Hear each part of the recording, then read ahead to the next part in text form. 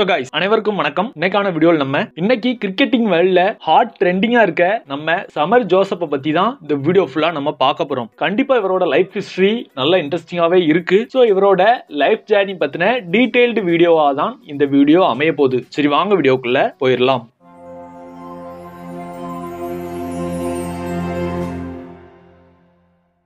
ஆஸ்திரேலியாவுக்கு எதிராக வின் பண்றதே கொஞ்சம் டஃப் டாஸ்க் தான். அதுவும் ஆஸ்திரேலியாவை இன்னும் ஆஸ்திரேலியாவில் அடிக்கிறதுங்கிறது கொஞ்சம் கஷ்டமான விஷயம். டீம் ஆஸ்திரேலியாவோட ஃபுல் ஸ்ட்ரென்த் ஸ்குவாடை ஆஸ்திரேலியாவில் அடிக்கிறது எவ்வளவு பெரிய கஷ்டமான விஷயம். பட் ஒரு யங் மேன் இன்னைக்கு அதை ஈஸியா பண்ணிருக்காரு. இவரை பத்தி தான் இந்த வீடியோ ஃபுல்லா நம்ம பார்க்க போறோம். 31 ஆகஸ்ட் 1999 வெஸ்ட் இண்டீஸ்ல இருக்கக்கூடிய கயானா அப்படிங்கிற ஒரு பிளேஸ்ல பிறக்கிறாரு நம்மளோட ஜோசப். சிபிஎல் பார்க்க ஒரு பர்சனா இருந்தீங்கன்னா அதுல ஒரு டீமோட நேம் கயானா அமேசான் வாரியர்ஸ் இருக்கும். சோ அந்த ஊரை மையப்படுத்தி எப்படி நம்ம சென்னை சூப்பர் கிங்ஸ் சென்னை அடையாளப்படுத்துறோமோ அப்படி கயானாவை அடையாளப்படுத்துற டீம் தான் கயானா அமேசான் வாரியர்ஸ். கயானால பாரக்கரா அப்படிங்கிற ஒரு பிளேஸ்ல தான் நம்மாலு பிறக்கிறாரு. இவர் கூட பிறந்தவங்கன்னு பாத்துக்கிட்டீங்கன்னா 3 sisters and 5 brothers. சோ பாரக்கராங்கிறது ஸ்மால் கம்யூனிட்டி பீப்புள்ஸ் வாழ்ற இடம் தான். பெரிய அளவுக்கான ஃபெசிலிட்டிஸ் எதுவுமே அங்க இல்ல. லைக் டெலிபோன், இன்டர்நெட் இந்த மாதிரியான ஃபெசிலிட்டிஸ் இல்லாம தான் அந்த இடத்துல இருந்து வந்திருக்காரு. ஒரே ஒரு பிளாக் அண்ட் ஒயிட் டிவி மட்டும்தான் இருக்குமா.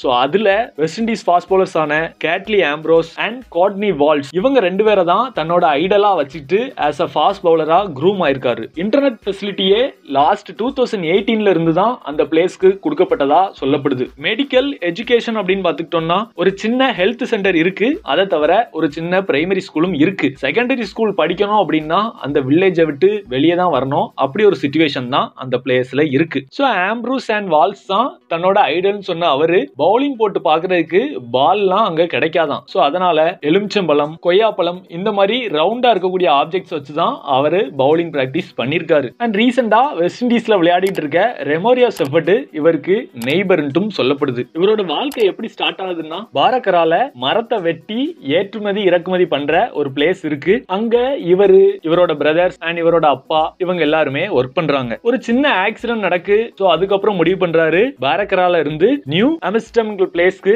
நம்ம ஷிஃப்ட் ஆயிரலாம் அப்படின்னு சொல்லிட்டு. ஷிஃப்ட் ஆனதுக்கு அப்புறம் ஒரு கன்ஸ்ட்ரக்ஷன் நடக்கக்கூடிய பில்டிங்ல லேபரா ஒர்க் பண்றாரு. அதுக்கப்புறம் செக்யூரிட்டி கார்டா ஒர்க் பண்றாரு. பட் அது day and night shift 12 hours நீடிக்குது. இது நமக்கு இனிமே செட் ஆகாது. இதுல இருந்தோம்னா குடும்பம் முன்னேறாதுன்னு ஃபீல் பண்ணி கிரிக்கெட்ல நமக்கு இன்ட்ரெஸ்டும் இருக்கு, திறமையும் இருக்கு, நம்ம ஏன் கிரிக்கெட்டை ட்ரை பண்ணக்கூடாது அப்படின்னு சொல்லிட்டு அதுல இருந்து வெளியே வராரு. ஃபர்ஸ்ட் சொன்ன மாதிரி ரெமோரியா செஃபர்ட் இவருக்கு ரிலேஷன்ங்கிற காரணத்தினால அவரோட ஹெல்ப் மூலமா ஜோசப் கயானாவோட ஹெட் கோச்சை மீட் பண்றாரு. சோ இவரை பத்தி தெரிய வருது. இவருக்கான ஒரு ட்ரையல் கேம் வைக்கிறாங்க.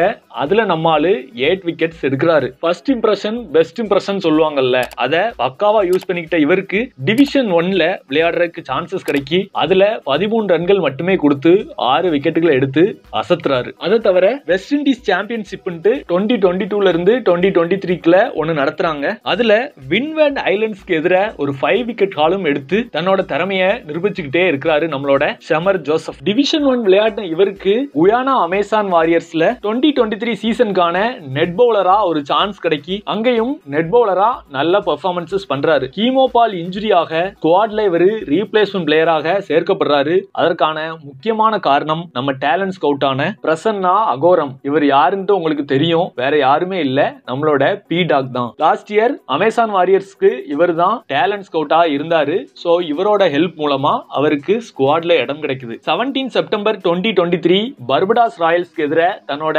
டெபுட்டையும் அமேசான் வாரியர்ஸ்க்காக கொடுக்கிறாரு. 2 மேட்ச்கள் மட்டும் விளையாடி இருந்தாலும் இவரோட அந்த 140+ கிளாக் ஸ்பீட கன்சிஸ்டன்டா போடுற கேப்பபிலிட்டி அண்ட் இவரோட ஷார்ட் பிட்ச் டெலிவரி இவருக்கு வரும் நாட்கள்ல வாய்ப்புகளை நிறைய தேடி கொடுத்துக்கிட்டே இருக்கு. 29 அக்டோபர் குயானாக்காக லிஸ்ட் ஏல விளையாடுறதுக்கு சான்ஸ் கிடைக்கி பர்படாஸ்க்கு எதிராக டெபுட் பண்றாரு.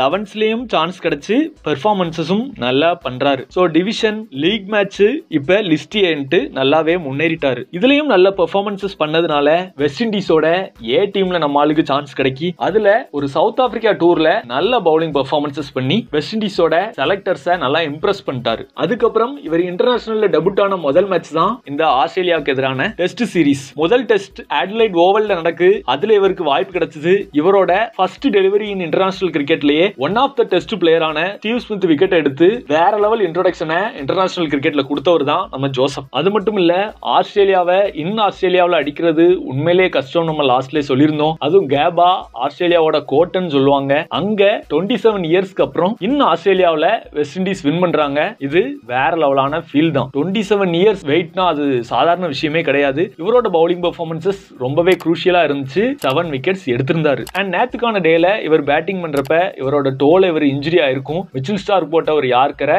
காலிலே வாங்கியிருந்திருப்பாரு. பட் அப்படி இருந்தாலும் டீமுக்கு இன்னைக்கு வந்து நல்ல பவுலிங் பெர்ஃபார்மன்சஸ் பண்ணி டீமை வின் பண்ணியே கொடுத்திருக்காருன்னா அது சாதாரண விஷயமே இல்ல. ஒட்டுமொத்தமா இந்த 2 டெஸ்ட்லயும் பிளே பண்ணி 13 விக்கெட்ஸை ரெஜிஸ்டர் பண்ணிருக்காரு நம்மளோட ஜோசப். சோ இன்னைக்கான வீடியோ அவ்வளவுதான். கண்டிப்பா அந்த வீடியோ உங்களுக்கு இன்ட்ரெஸ்டிங்காவும் எக்ஸைட்டிங்காவும் இருந்திருக்கும் அப்படின்னு சொல்லி நம்புறேன். சோ சமர் ஜோசப்போட லைஃப் ஸ்டோரி எப்படி இருந்துச்சு, அவரோட பவுலிங் பெர்ஃபார்மன்ஸை நீங்க எந்த அளவுக்கு என்ஜாய் பண்ணீங்கிறத மறக்காம கீழே கமெண்ட் செக்ஷன்ல கமெண்ட் பண்ணிருங்க. இன்னைக்கான வீடியோ அவ்வளவுதான். கண்டிப்பா இந்த வீடியோ உங்களுக்கு இன்ட்ரெஸ்டிங்காவும் எக்ஸைட்டிங்காவும் இருந்திருக்கும் அப்படின்னு சொல்லி நம்புறோம். நம்ம சேனல்ல இந்த மாதிரி கிரிக்கெட் ரிலேட்டட் அப்டேட்ஸ் எக்கச்சக்கம் கொடுத்துட்டு இருக்கோம். அதுல உங்களுக்கு இன்ட்ரெஸ்ட் இருந்துச்சுன்னா மறக்காம சேனலை சப்ஸ்கிரைப் பண்ணி சப்போர்ட் பண்ணுங்க. எல்லாரும் வீடியோ பார்த்ததுக்கு நன்றி.